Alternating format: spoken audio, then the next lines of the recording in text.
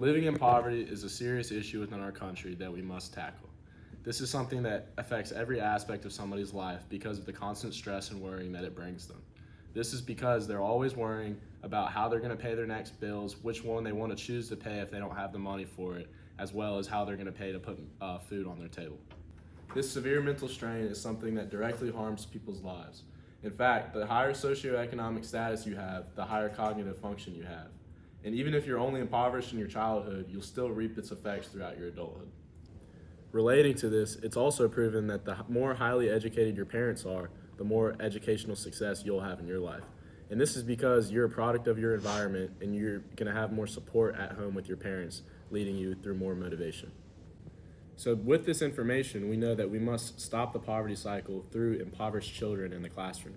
If these kids get a higher education, then it will have a domino effect onto their kids, their grandkids, and the future generations to come. So how can this be done, you might ask? The answer is through the government. They can implement new programs and expand upon current ones to help children. Impoverished children often lack basic social and emotional skills as well as general knowledge for their age when coming into elementary school. So with this information, the government can implement preventative programs in preschool to help these children gain these skills to make them more successful coming into school. So how could the government concretely do this? They could do this through implementing subsidized preschool programs in low-income neighborhoods. And this has already been proven to increase graduation rates in high school, as well as increase the salary made after the children reach adulthood. So not only would this benefit the children, but it would also benefit their parents, as well as the U.S. economy. It would allow their parents to have more time to both work more hours, as well as work towards promotions for their jobs as well. Adding on to this, the children will also bring in more income for the U.S. economy after reaching adulthood in their careers.